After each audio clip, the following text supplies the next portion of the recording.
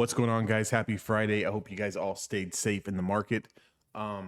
Today, kind of a rough day. So the NASDAQ 100 was down 7.5 points, just about 2% on the day, and we did close at 391.20.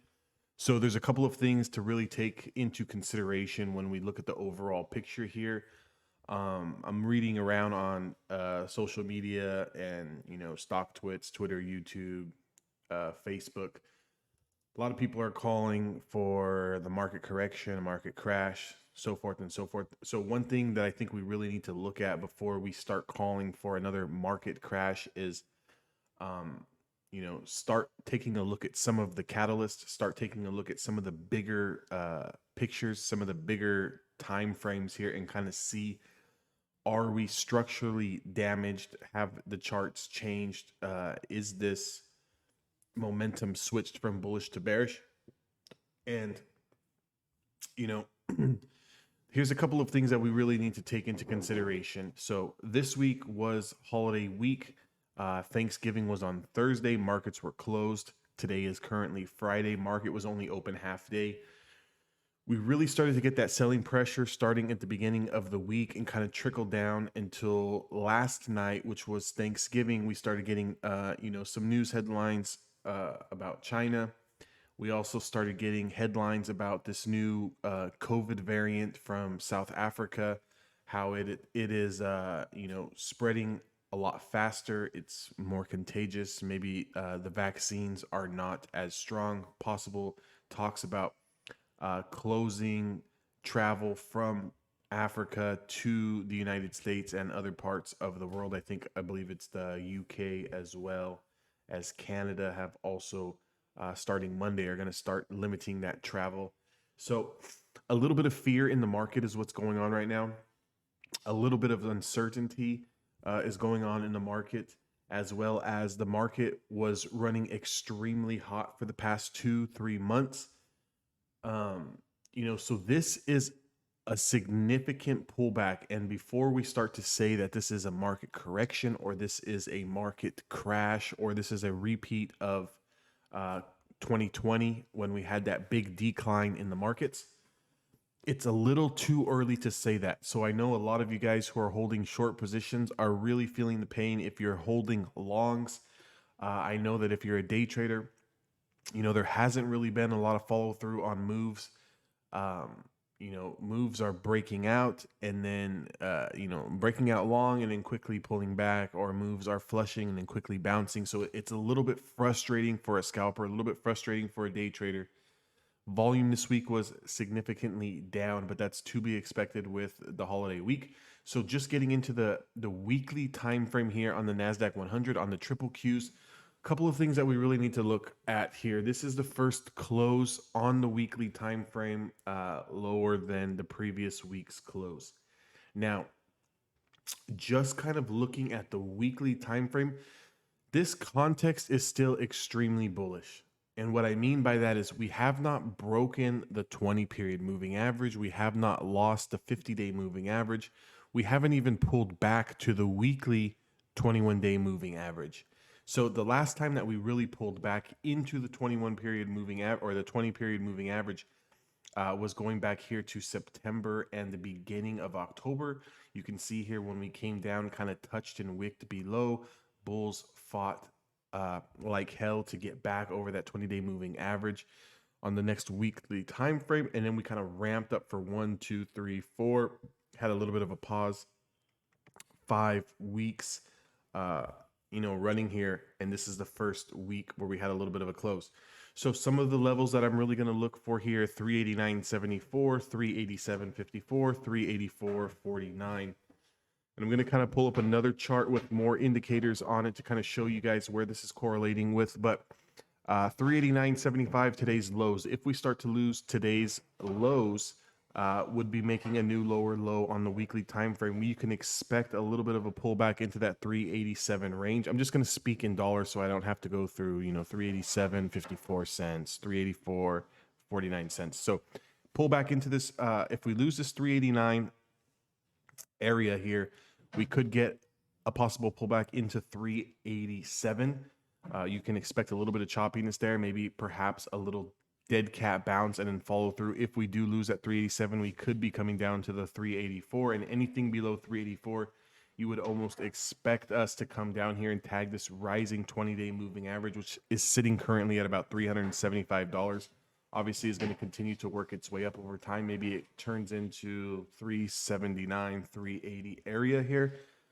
You can see going back to August, we had 1-2 times touching here around this $380 area. If we do come into this $380 area, we could expect a little bit of support. And however, if we lose that 380 area, it looks like we're going to come down here and tag that 20-day period moving average. So if I kind of pull up another time frame here, just keep in mind those levels that I gave you, and we're going to kind of see exactly what that's correlating with. Again, just to reiterate, how did I get these levels? This week's lows, 389, 387 going back to 2 weeks. These are the lows. And going back a little bit over this this little consolidation we had here for 2 weeks before we dropped into the last time into the 20-day moving averages around this 384.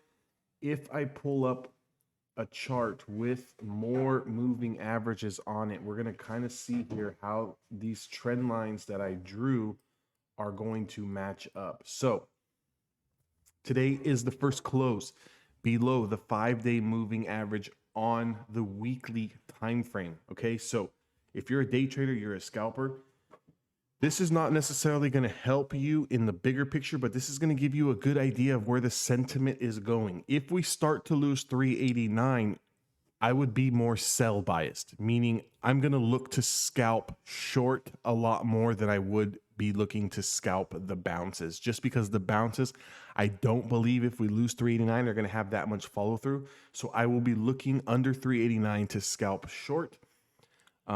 If we lose 387, which is going back to 2 weeks lows here, I would just expect a little bit of a hiccup here, a little bit of a choppiness area. You can expect to come down into this 10-day moving average, and the 10-day moving average is going to correlate with the weekly, okay, the weekly 20-day moving average. With the 10-day moving average here at 381. So if we start to lose that 384 area, we can expect to come down into the 10-day moving average at around $381. And the 20-day moving average is sitting around that 375 area. So we are going to have a lot of support here in this 381, between 375 and 381.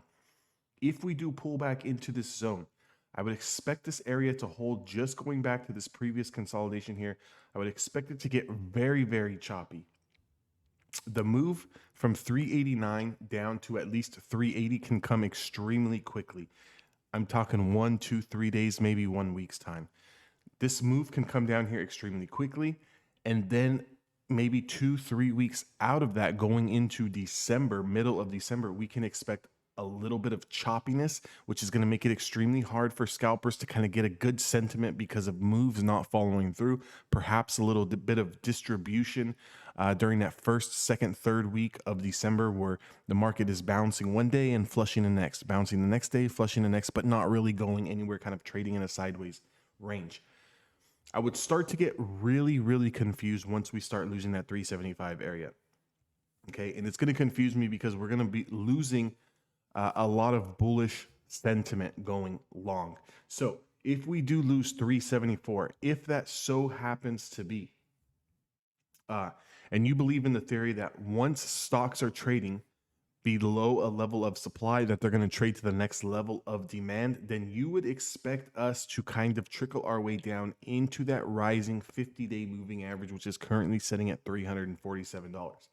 So I don't really want to speak and say that we're coming back down. The market sentiment is going to change from bullish to bearish. And I don't want to say that we're going to come down to the 50-day moving average. I'm just trying to give you guys some levels to kind of keep in mind. I don't want you guys to chop yourself up, as it can be very, very frustrating trying to catch these short-term moves when the market is very, very indecisive and very, very nervous.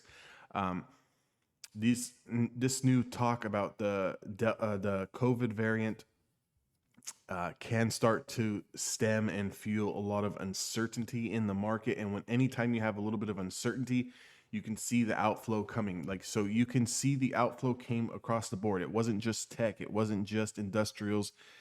Crypto was taking, a pullback today. If we do look at the Dow Jones today, the Dow Jones, the Dow Jones currently lost the 5, 10, and 20-day moving average. Now, the Dow Jones is really what led the triple Qs on this big rally to begin with, and they're the first ones who started pulling back. So the Dow Jones is currently on 1, 2, 3 weeks of downward pressure here. They did just lose the 20-day moving average. I think anything below, this week's lows at around $347 is going to come down here and tag 343 and potentially tag this 50-day moving average at around 337.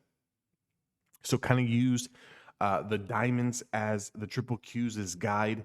And what I mean by that is if the diamonds continue to come down and start building below the 20-day moving average, and they do come down here to test this 50-day moving average, I'm not saying to almost expect the triple Qs to do the same, but if the market sentiment across the board is going to follow as suit, then we might almost be looking at the NASDAQ 100 losing this 20-day moving average here at around 375, 380 area and potentially coming down here to this 347.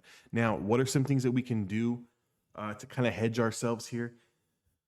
I do currently have a couple of long swings that I'm currently holding right now. I might look to go 2 to 3 weeks out on some expiration puts, and hedge with some Qs at around 380. That 380 would be taking us down to the 10 and 20-day moving average here, just due to the fact that I will be holding these swings in case the market wants to quickly reclaim the weekly 5-day moving average and move higher. But I will hedge myself with some Qs at around 380. That would be the price target that I'm looking at. It's around 11 points down from now. That can really start to compensate a little bit of these short-term losses. And if the market wants to bounce off that 20-day moving average, off that 10-day moving average, well, we can kind of collect on both sides. Again, this is not something I'm saying that everyone should do, but if you are holding some longs, and you want to hedge with some Qs short. Also, the IWM, if we take a look at the small caps here, small caps lost the 5, 10, 20-day moving average, and they are currently resting at the 50-day moving average here. So it's been a very, very long consolidation here. Going back to February, long distribution and consolidation here on the IWM. IWM finally broke out here in November and quickly have been on 1, 2, 3 weeks worth of downward selling pressure at the 50-day moving average.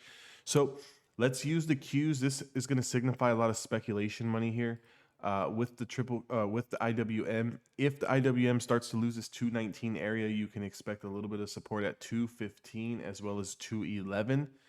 I'm going to want to see the Russell hold this 50-day moving average. You can see here on the weekly time frame, we've come down, tagged it 1, 2, 3, 4 times over the past 5, 6 months, and we've held every single time. We got down here today, this week, tagged it, and quickly the bulls bought it back up. If the IWM and the Russell can sort of consolidate sideways here, would be looking good for the other indexes. If this fear with the new COVID variant is legit, and we are going to see more uncertainty and fear in the market, where we kind of get that little bit of that 2020 effect where all the markets or all the indexes start to pull in rather aggressively and rather quickly over the next 1 to 3 weeks here. The major level that you would be looking for on the IWM is this 219. Anything below 219 is going to get extremely dicey for the small cap stocks and could really put a lot of pressure on the rest of the market. So just kind of getting back here into the triple Qs and the NASDAQ. A lot of little levels in between that we really need to focus on here. But if I just do go to the daily time frame and I kind of blow this up a little bit here, you can see we're testing this upper channel here. This 389 area is also going to correlate with this linear regression demand zone. So let's see if this acts as a little bit of support. Maybe this was the pullback that we needed. We pulled back to the daily 20 like we did going back. When was the last time we tagged this daily 20? See, we haven't even tagged the daily 20 period moving average since we reclaimed it back here in October. So if we look at the whole month of October, the whole month of November, for 2 months straight, 2.5 months now going, we have not even come back to test a 20-day moving average. So this whole upward momentum has not changed yet. The pattern and the structure doesn't change on the NASDAQ 100 until we start to lose this 389, 388 area. And we come down possibly to 384 and to 378 on the daily time frame here. So if we just kind of like, break it down time frame by time frame, this 50-day moving average on the daily time frame is 378. And what did we say the weekly 20 period moving average was, 10 period moving average was on the Qs? It was about that 380 to 375 range. So that's going to incorporate with the daily 50-day moving average. For me, any stocks trading below the 50-day moving average, sentiment has changed. It's gone bearish. So until we lose the 50-day moving average here, I would still expect that this is just a little bit of a pullback. This is just a breather before the market makes its next leg up. We have to see what's coming this week in the market. If we can kind of, it's tough. It's tough. We have to really see if we can reclaim this 20 period moving average. How fast do we reclaim this 20 period moving average? How fast do we reclaim the 10, the 5? If we start building below the 20-day moving average, things across the board are going to get a little bit dicey. I'm just going to pull up two stocks here. Let's look at Amazon really quick here. So Amazon had this big breakout all the way up to highs of 37.60. And if we look at what Amazon is doing here, lows that we put in today was 35.03. You can see that was losing the 20-day moving average as well as the lower Bollinger Band. We are coming into this mid-channel range here at around 34.90. So maybe about 10, 15 points away. If Amazon starts to lose and build below 34.90, there is room to the downside. 34.50, 34.45, 34.28, and the 50-day moving average is sitting around 3,400. So about another 100 points down to the downside. Best case scenario for going long on Amazon is coming down, kind of tagging this 34.90 area, maybe getting 1 or 2 days of sideways action, and then start to get this bounce off. Nothing is going to be in a straight line. We could get 1-2 days bounce here, maybe a little push halfway up this pullback, and then maybe sideways, and then start pushing through again that 3,600, 3632, and then would take us into that 3,700 channel. So, stay cautious here. This is not really going to be a swing trader's market unless you're hedging short with some Qs. If we do take a look at Apple, was the other stock that I really wanted to look at. Apple, phenomenal move, highs of 165. Today was the first close on the daily time frame below the 5-day moving average. You can see here 156.20 area. We did come down and tag the 10-day moving average and bounced off today.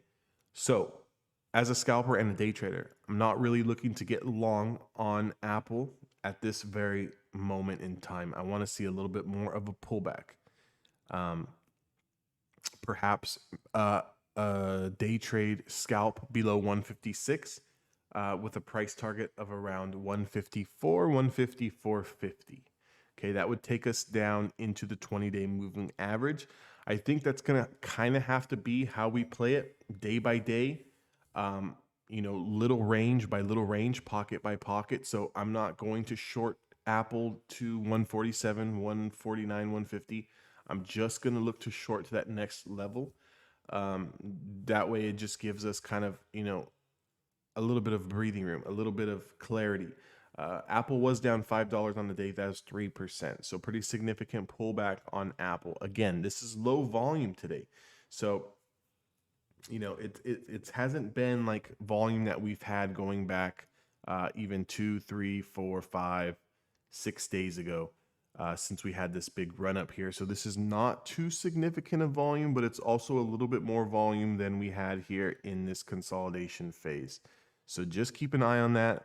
I don't think that the market is crashing. I don't think that we're, going to have another big drop, but we always have to be prepared on both sides of the spectrum. Just looking at the cues here, we do have to be prepared that if we start to lose some of these key areas, 389, 387, and 384, there could be a lot more selling pressure, and it just depends on how quickly we get down, to this 50-day moving average here. This is the first close underneath the 20-day moving average. So if we believe that, stocks are going to trade from supply to supply and demand to demand, you would almost expect that we kind of come into this 50 EMA, 50 SMA here between 383 and 378. Those are two things to keep in mind.